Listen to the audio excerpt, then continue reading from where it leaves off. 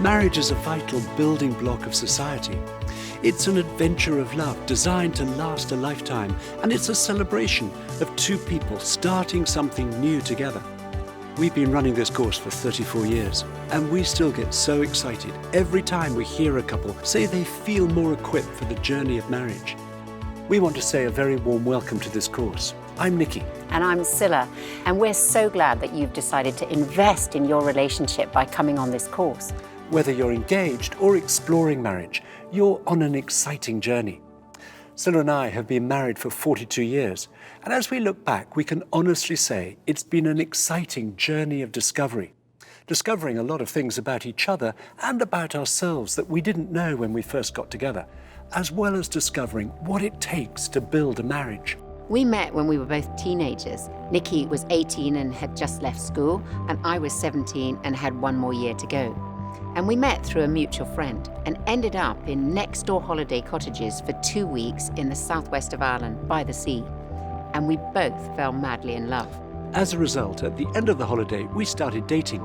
And then 4 years later, we got married. We have 4 children who are now all grown up, a daughter Kirsty and 3 sons, Benj, Barney and Josh. 3 of our children are now married themselves. And this pre-marriage course is built on universal principles that are relevant to any couple anywhere.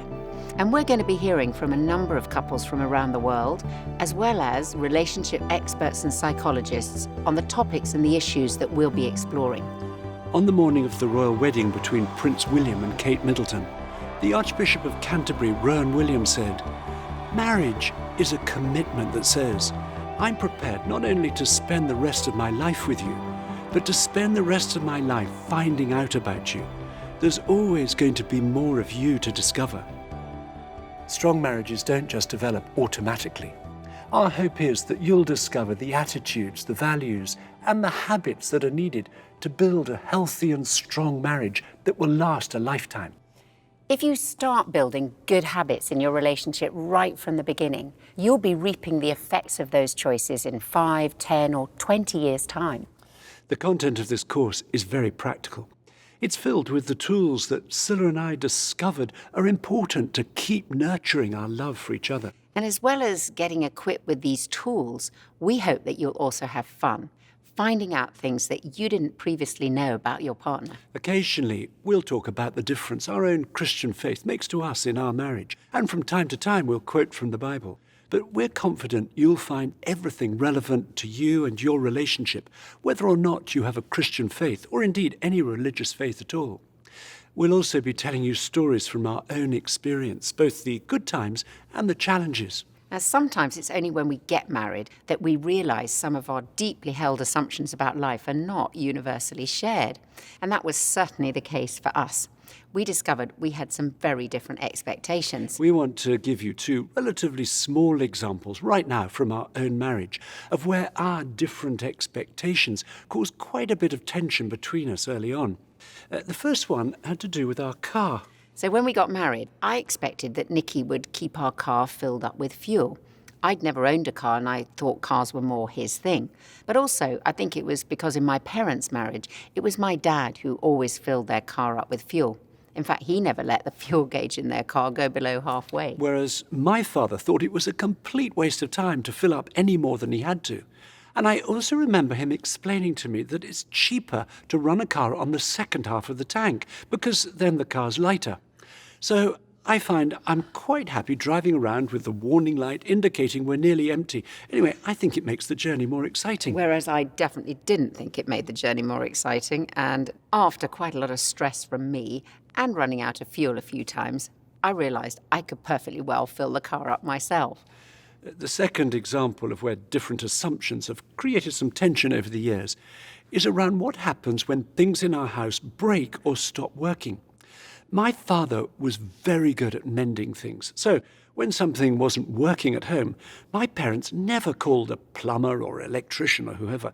My father would fix it himself. My father, on the other hand, had many gifts, but he was totally impractical. He wouldn't even change a plug. He'd rather get the electrician. So my instinct, if something breaks, is to get a professional round to fix it as soon as possible. And that really upsets me, first because of how much it'll cost, but also because it deprives me of the satisfaction of having a go at trying to mend it myself. Which then really frustrates me, as Nikki just may not have time to look at it for several weeks. We didn't realise why these issues caused so much tension between us until we reflected on the different expectations we'd inherited from our upbringing. Now, of course, there are likely to be much more serious differences to deal with, especially if you come from different cultures. And it'll be a great help for your relationship to be aware of the different expectations and to discuss them early on. And we'll give you plenty of opportunities to do that during this course. Being able to talk openly and honestly about our differences is vital if we're to have a strong marriage.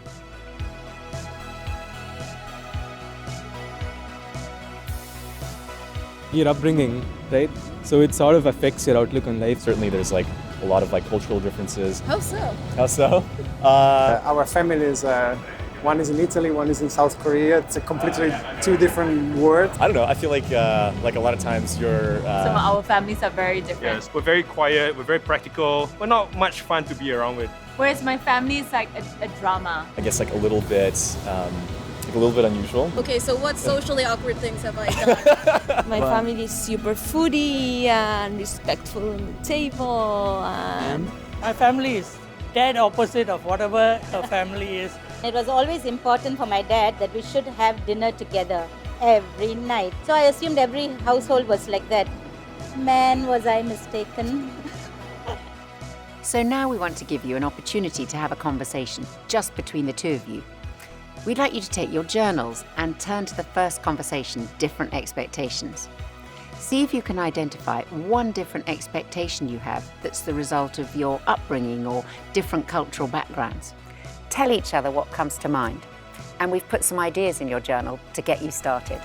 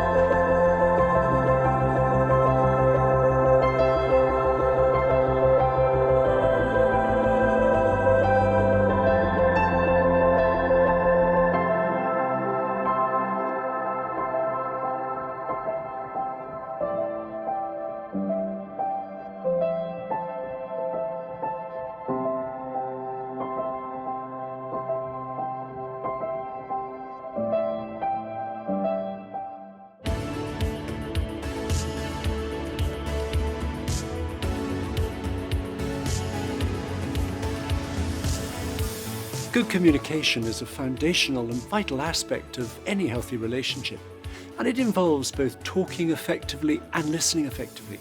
All of us have to learn and go on learning how to be good communicators. And marriage is probably the best training ground, not least because it's the most challenging. One of the most helpful things to recognize at the outset is that we're all different in the way we communicate. And we want to look at two factors in particular that dictate our communication style: our personality and our background. So first of all, our personality. We each have a unique and different personality. The Bible describes us all as being remarkably and wonderfully made. And it's worth trying to recognize where each of us comes on a spectrum between different extremes. Some people are more extroverted, and in terms of communication, they may well process their thoughts externally. In other words, they tend to think out loud. Other people are more introverted. They'll probably tend towards organizing their thoughts in their heads first before they speak.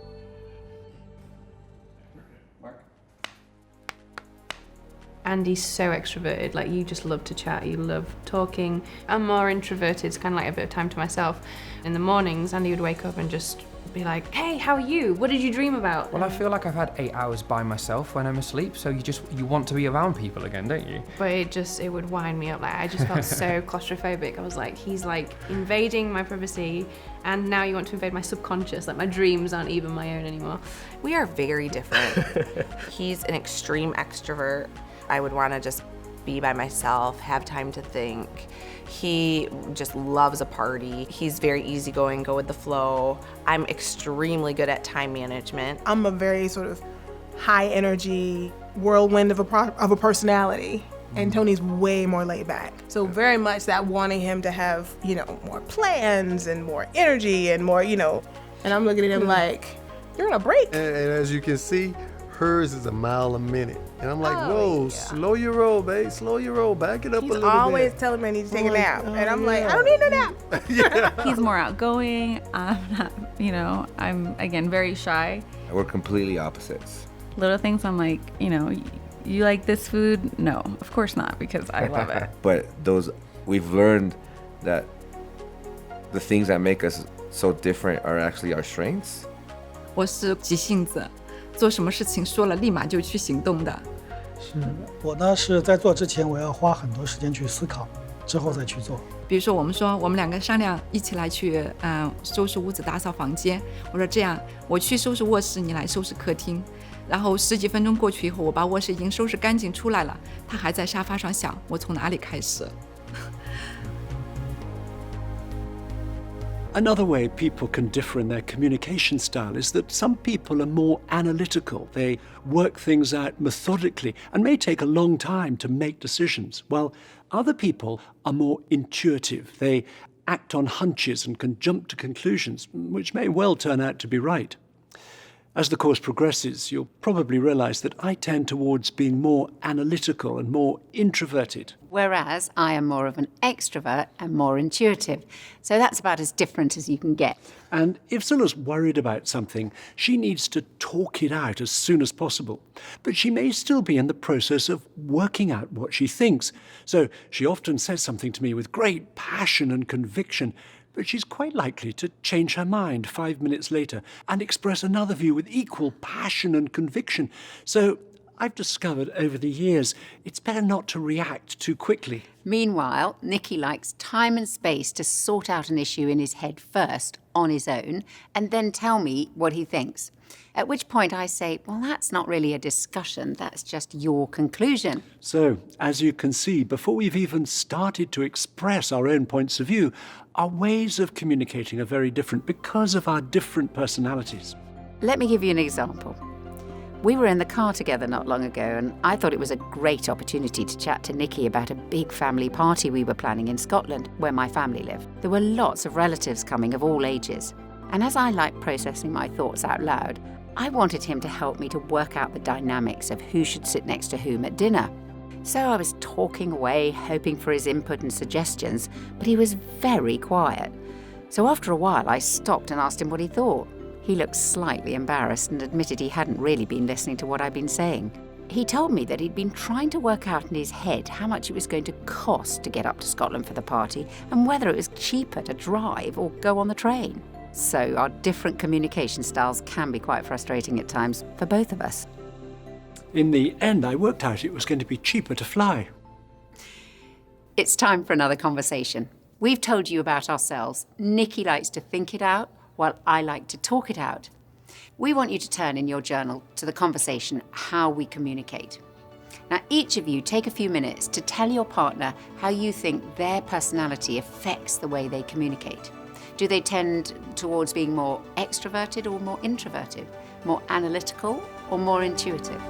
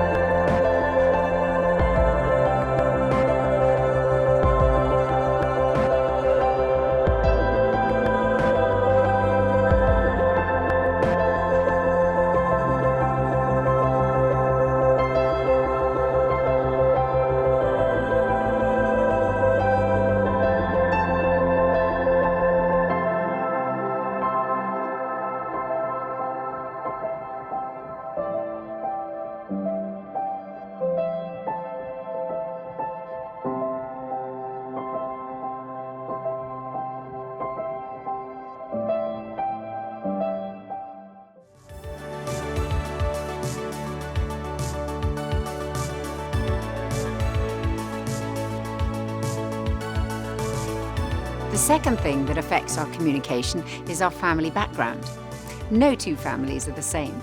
Some families are quiet, other families are much louder. Some families air disagreements immediately, others delay or avoid talking about conflicting views at all. Some are more volatile, others are calmer. In some families, where they take it in turns to talk, interrupting is seen as rude, whereas in another family, talking over each other and interrupting is a sign of interest, and not to interrupt is seen as being bored or unconcerned. Nikki and my families had quite different styles of communication. My family was definitely of the loud variety and could be quite volatile, while Nikki's was rather quieter and calmer. And the most obvious time to see that was at mealtimes. Yeah, I remember vividly the first time I met Scylla's family, and the first meal I had with them was very interesting. My family tended to talk at the top of their voices all at once while eating at 100 miles an hour. I wasn't used to that. I would put my knife and fork down while I talked. And as I was the new boyfriend, her family was asking me loads of questions. And by the time they'd all finished, I was only on my second mouthful. So we all had to sit and wait for him to finish, which felt like forever. And then my mother offered him a second helping. And I think Nicky wanted to make a good impression to show that he liked my mother's cooking. So he accepted. At which point, we were stuck there for at least another 15 minutes with me thinking, oh no, this is a nightmare. My name's William, and I think fun is the number one thing that attracted me to Steph. What first attracted me to William was that he split his food with me. And then as time went on, I think I was just attracted to that sort of giving, selfless person that he is. I think our families are very different. He came from a big family, a very boisterous family, a high conflict family. I came from a family that was only 2 kids, very quiet. I remember the first time we went to your parents' house, and they're just sitting around talking and talking and talking, and the time is just like going on and on. And I love his parents, but goodness gracious, let's go to bed, people. And finally, I called it at, I think it was 11. I said, I'm gonna go to bed. And they all kind of looked at me like, you're going to bed? Yeah, I mean, it's only 11. Story time's just started. Story time has just begun. And they know that at like 9 o'clock, I say, see you later, everybody. And when you would go to my family, it was like, we only saw you for an hour. So we had meal together, that was enough time. Yeah, it was like, well, it was good catching up. Now everyone, let's go their separate ways. Where my family, I'd be like, okay, well, we just had a 2-hour meal together. What else can we do together? Let's go retire to the living room and just talk some more. We're going to give you a chance now to think about the way your own family communicated as you were growing up. And then you'll be able to look at whether this is different to your partner's experience. Please turn in your journal to the next conversation, Family Styles of Communication. First, mark with an X where you think your own family comes on the lines between the 2 extremes. Each of you do this on your own and then discuss with your partner what you've put.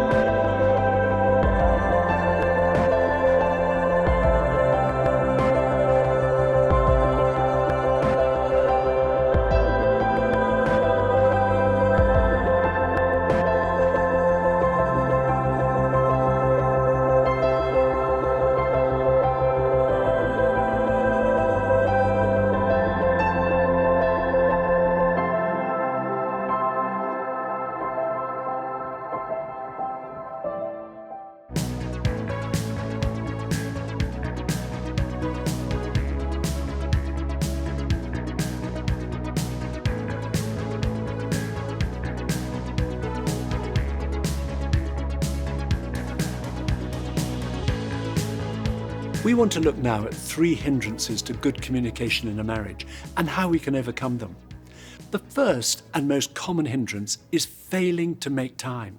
Perhaps the best investment we can make for our relationship is to set aside time regularly for meaningful conversation. Nikki and I discovered pretty early on in our relationship that this sort of time doesn't just happen. Our experience is that we have to plan it into our lives to make sure that we stay connected with each other. That might mean making time in the morning to connect before we go to work, or in the evening to catch up on our day. And it's involved having regular date nights. The best bit of advice we were given when we were first married and life was incredibly busy was to organise a date once a week. And we've kept this up for over 40 years, and it's made a huge difference to our communication. And on session 4, we'll talk more about the benefits of date nights in a marriage. Now, planning quality time like this is important, but so too is guarding this time from things that will distract and interrupt us. One of the greatest hindrances to meaningful conversation today is screens, especially our phones. A couple can be physically together, but fail to connect with each other emotionally. So now, when Scylla and I are having a meal together or having our date night, we put our phones on silent and put them out of sight so that we're not constantly distracted by the interruption of its sounds or notifications. We recognise that making time for meaningful connection is more challenging in certain circumstances. For example, if as a couple you have different working patterns, particularly if one of you has to travel with your work a lot, or if you have small children and it's no longer just the two of you, or perhaps you're going through emotionally challenging circumstances like struggling to start a family or facing an illness or financial or work difficulties. In these situations, communication and connection are all the more important. Take 5, marker. One of the pressures that has happened was when my sister died. She was 26 at the time, and she had a 6-year-old boy, and she died very, very suddenly. We then went through a court process to gain parental rights of my nephew, who is our eldest son. But that was a huge strain. It was a defining moment. Yeah. I think we learned to communicate even more during that period. It just changed life, really. But I think that was probably the biggest trial we've been through, isn't it? But I think, as I say, having the foundation in the early days of communication, I think the payoff is later in life when things like that happen, is that you've already laid the groundwork for being able to talk because the groundwork was laid. Yeah. It's not been easy, but it's a lot easier. Yeah. When we first got married, and at different points in our marriage, we've had very different schedules. So I was working 9 to 5, Kate was working as an actress, and you were working evenings. And so often I would come home and you'd have been by yourself most of the day. All day. And so you needed to talk to people, and I just needed to be like, oh, I just need to be quiet. So there was a time where you'd be getting back from a show at 11 p.m. and I'd be like, I'm going to sleep. And it is that. Naming it, saying it what it is, and then prioritizing times to talk, like setting that time in. I think working out date night as well, being really flexible on it. So it might have just been a lunch where you'd come in and we'd have lunch together at a work time, or there would be flexibility in my work. So we would just setting the bar really low during those crazy seasons, but making sure we were doing something. 有一阵子因为都很忙，忙得来好像连吵架的时间都没有，然后会想到啊，那过一阵子好像把这一阵忙过了，然后我们再坐下来好好谈一谈，好好说一说。但是那个过一阵子好像总是不会到来，他总是会有做不完的工作，孩子总是会需要你，好像就很难得有时间专门坐下来聊。我们就会安排在比如说周末的上午，然后等上课去了以后，然后呢我们专门花不出时间，然后来聊。哪怕吵架好像也 OK 的，只要有时间来连接。对，原来最怕的好像也不吵，但是有点渐行渐远了，就关系有点疏远了，因为没有时间来这样连接在一起。So, the first hindrance to good communication is failing to make time to connect with each other. The second hindrance is failing to talk about our feelings. There's a danger in marriage of communicating only about the day-to-day aspects of life, of talking only at the most superficial level. Did you see that post from your sister? Or the trains are so frustrating? Or what time are your parents coming over? Being open with each other and sharing our innermost thoughts and feelings is essential for building a strong marriage. You can search pain when running, or husband always late home, or wife more in love with the gym than with me. But there's no substitute for talking to each other about what you're each feeling. And some people have to learn this as they have no model from their upbringing. Mark? We met in a primary school in Poland. Michael was a DJ and had a crush on me. We were in the same year, so it was just for the fun, for the school discos. And I would always play a slow song and run to get Marta for the slow dance. We didn't see each other for like 4 years, and then we saw each other on the street, and Michael invited me for a concert.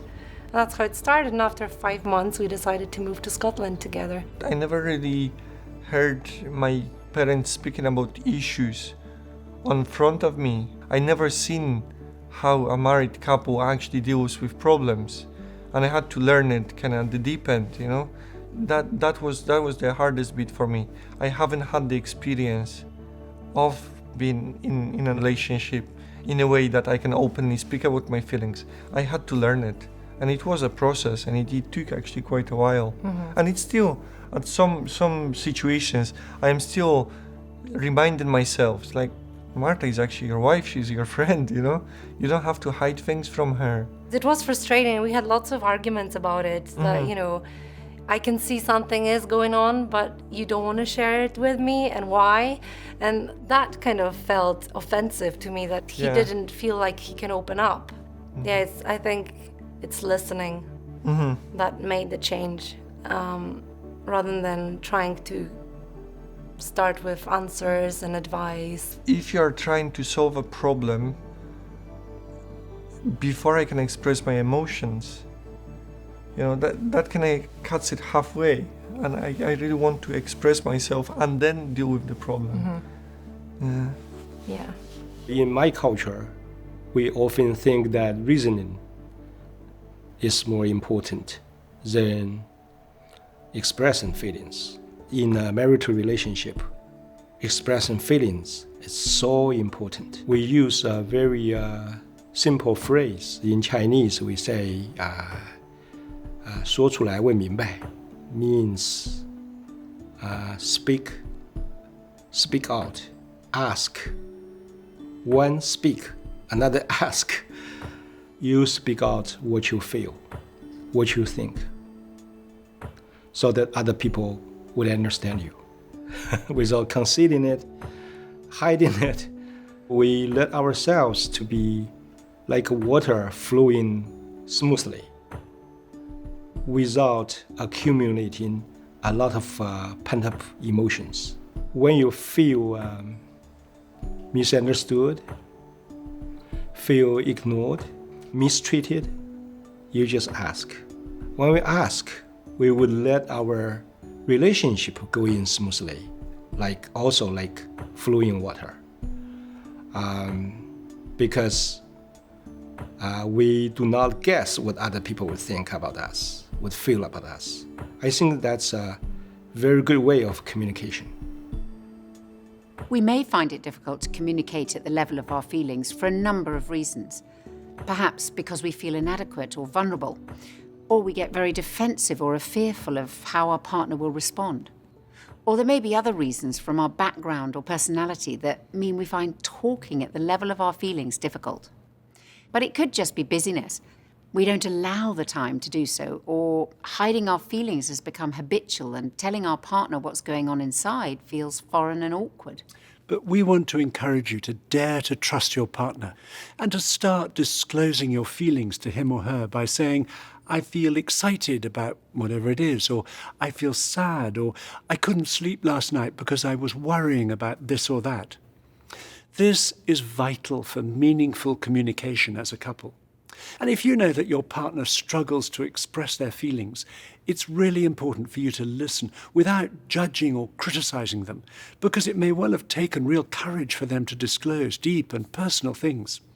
We'd like you to turn to the next conversation in your journal called Effective Talking.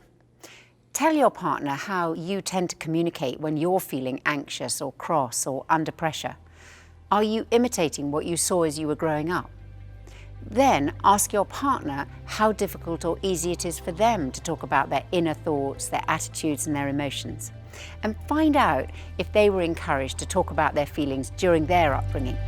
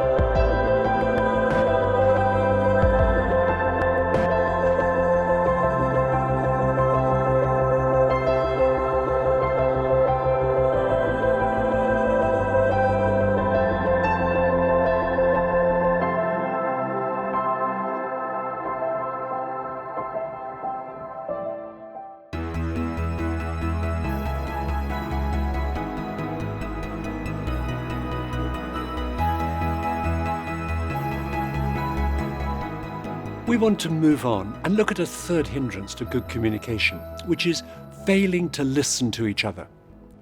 Listening is of huge importance for building a foundation of understanding and intimacy in marriage. We had no idea about the power of listening at the beginning of our marriage. Relationship counsellor Gerard Hughes said, "The gift of being a good listener, a gift which requires constant practice, is perhaps the most healing gift anyone can possess. It doesn't judge or advise the other, but communicates support at a level deeper than words." When someone listens to us, we're likely to feel understood, valued, supported, and loved. It makes us feel good when we know we've been listened to. Whereas when we're not listened to, we can be left feeling frustrated, ignored, taken for granted, misunderstood, and unloved. Not being listened to is highly damaging to a relationship. But equally, I know from personal experience, being a good listener is difficult, and that's probably because it's costly. It demands our time and our patience, and it may well mean we have to overcome some bad habits that we've got into. And most of us have some bad listening habits to overcome, such as going off on a tangent with a story of our own when our partner is in the middle of their story, or rushing in to give advice when what our partner really needs is our empathy, or reassuring, which is when we're constantly downplaying any negative feelings that are being expressed, whether that's sadness or anger or disappointment, in order to try to keep everything calm and cheerful. Or, the most common of all, interrupting our partner when they're in full flow. And speaking as someone who is not a naturally good listener, I find myself all too often falling into at least 3 of these bad habits. Mark? I would interject with sometimes my own experience or my own something in the middle of what she was saying. Because for me, I'm like, it feels like, oh, I totally understand that, blah, blah, blah.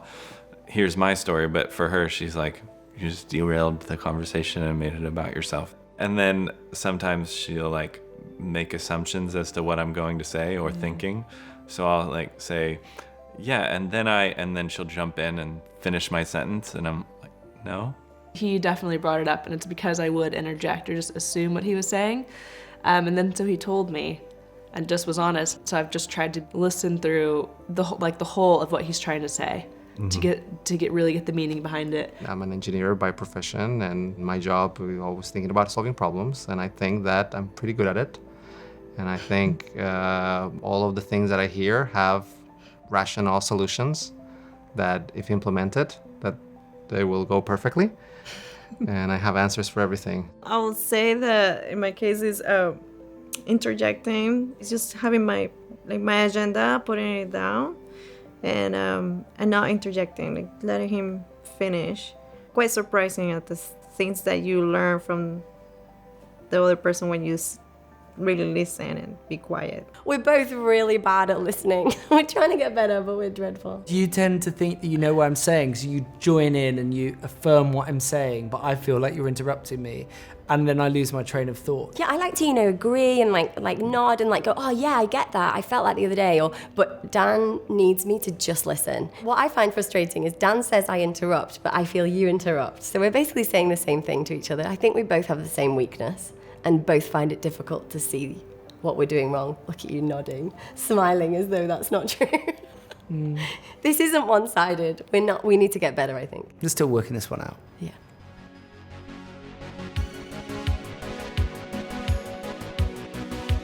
My default is that I'm a reassurer.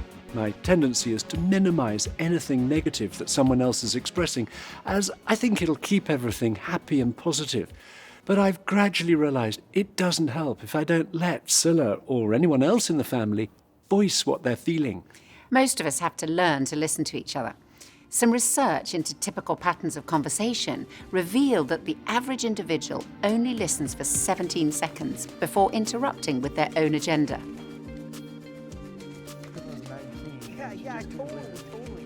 Effective listening involves patience, allowing our partner to finish what they want to say. It means putting aside our own agenda and seeking to see the world through our partner's eyes. And it means making the effort to understand them when they think or feel differently to us. We don't learn to listen overnight. It takes lots of practice. But even the worst listeners amongst us can change. I'm Tony Troxler. I'm Susie Troxler, obviously. And we've been married for about, 12 years now.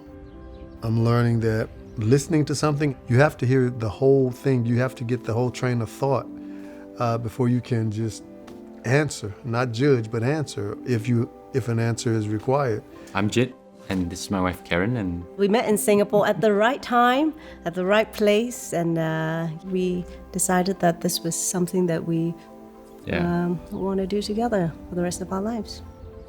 I do tend to interrupt sometimes. We grow in a family that takes interest on everyone, on everything, and so sometimes often we do interrupt, and that's just our way of being interested in the subject matter. I realized that there are times that I just have to keep quiet and not interrupt and just listen. We would argue about stuff, and I'd feel like he wasn't listening and stuff, all that in the olden days. The way I know if he understands what I'm talking about is usually by whatever reply he gives me. Even when it just happened not too long ago, even when I was talking to him and he was getting ready for work. Not a good time to talk to him, by the way. Because his mind, it's 6 in the, it's 5 o'clock in the morning, he's trying to get out. And I knew I was talking to him at a bad time. So I wasn't offended by it. But what I thought was so sweet is about 2 minutes into it, he stops and he goes, "I'm sorry, I wasn't really paying attention to what you were saying." And I thought to myself, wow, we come a long way. It's funny how when instead of giving me an answer, you ask me questions, that it's so life-giving when he asks questions rather than give answers. It gets better with practice. It helps me when she gives me cues. So she'll say something like, "Han, I really need you to sit down because I have something to tell you." And then it's like, okay, this is serious. So I'll be very quiet and I can listen. So that's something that we've learned over our years of marriage. In a moment, we're going to get you to practice listening to each other. But first, Scylla and I are going to have a live conversation in front of you to try to demonstrate what effective listening looks like and sounds like.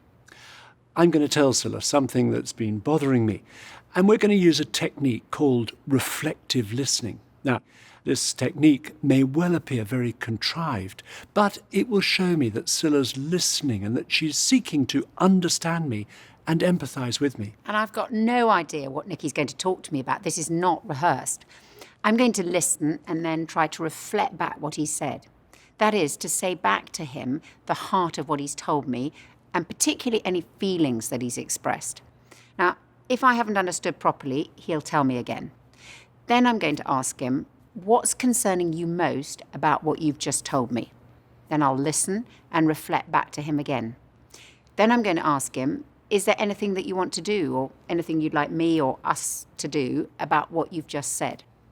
Then I'll listen and reflect back again. And finally, I'm going to ask him, is there anything else that you'd like to say? And I'll reflect back whatever Nikki says. So for this conversation, I'm the one trying to model effective listening, and Nikki's the person with the issue.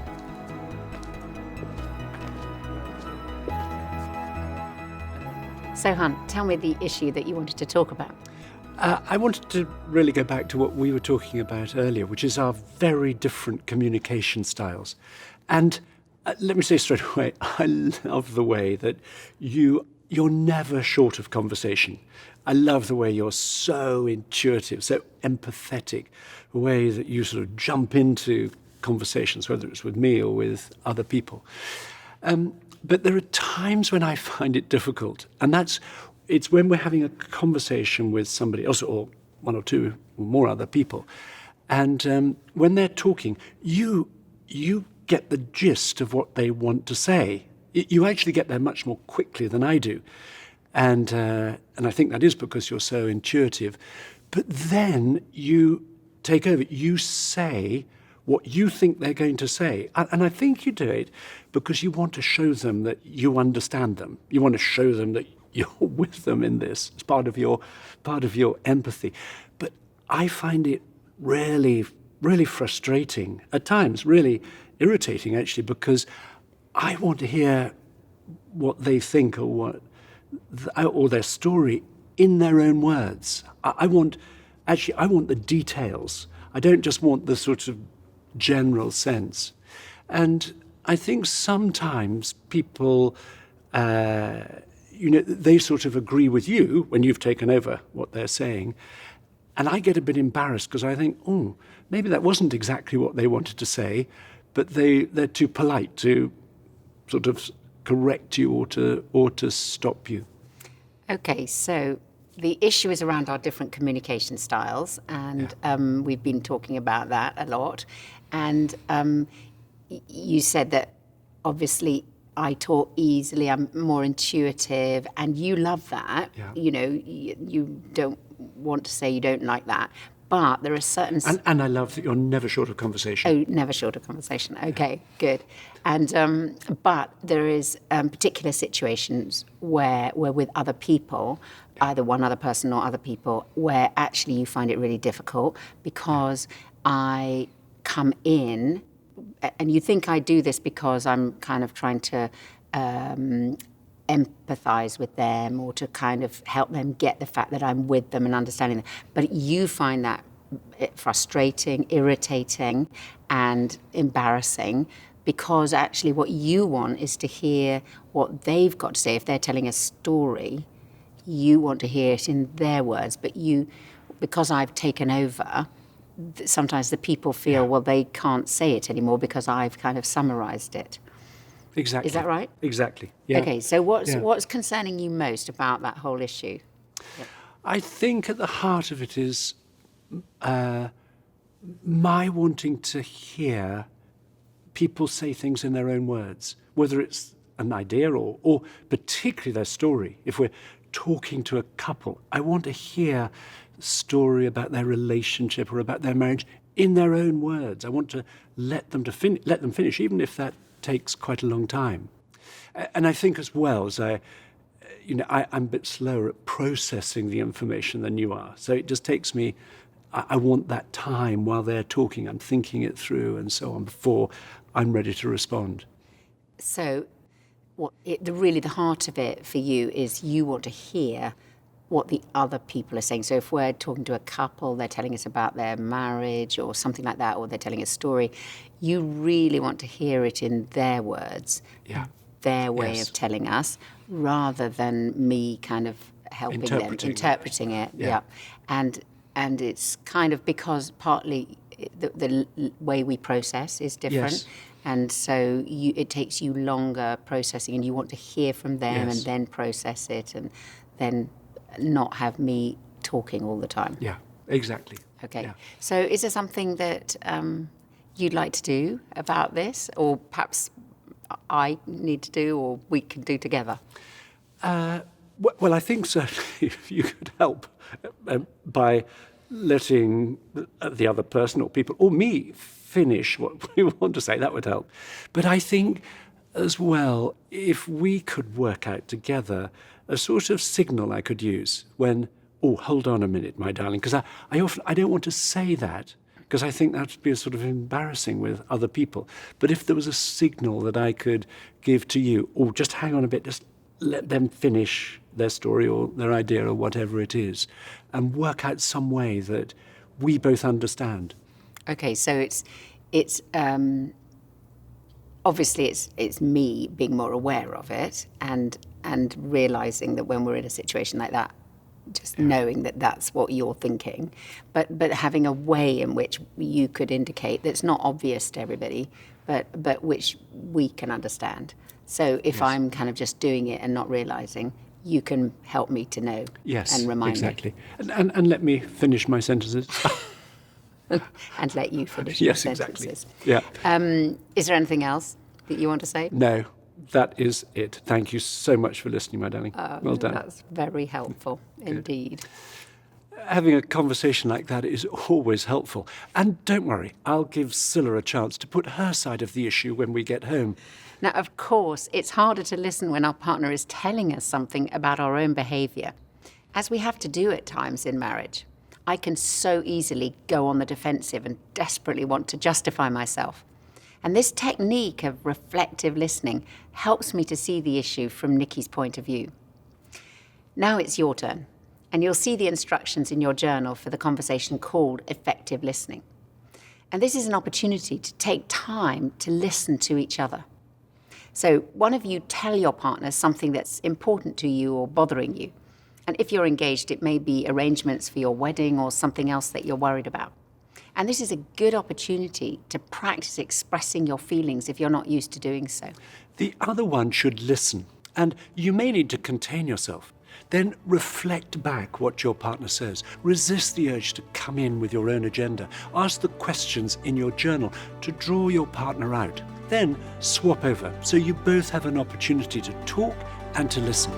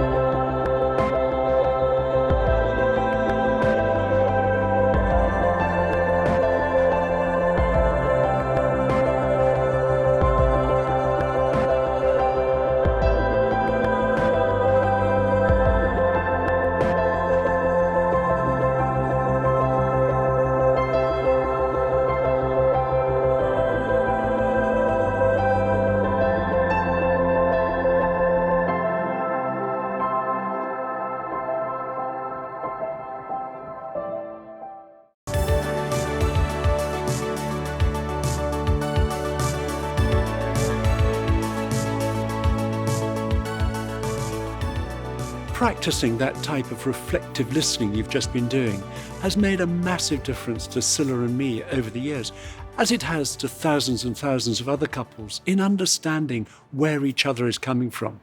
And whatever topic you or your partner address for your conversation, that's not the most important thing about what you've done. Rather, it's about how it made you feel. We hope you felt a greater sense of closeness and a greater sense of shared understanding, because communication at this deeper level is what is needed at the heart of every marriage. We've put some continuing conversation starters in your journal that you can do between the sessions. And we'd encourage you to keep practicing that type of reflective listening.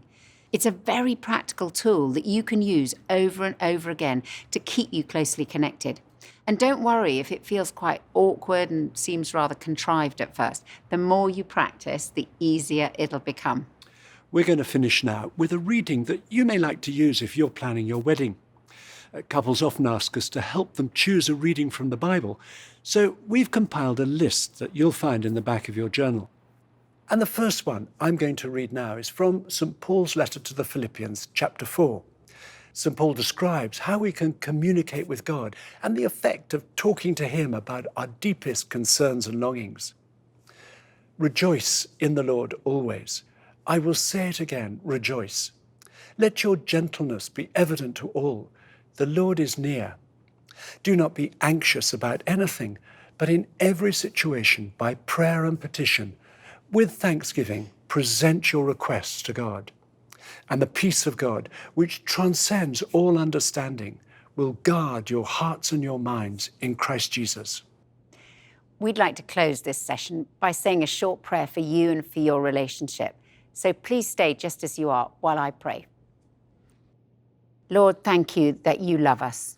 Thank you that we can pour out our concerns to you and you are always listening to us.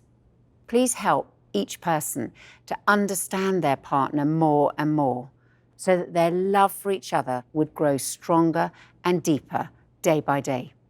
And we ask this in Jesus' name. Amen. Amen. We're so glad you've joined us, and we look forward to you joining us on the next session.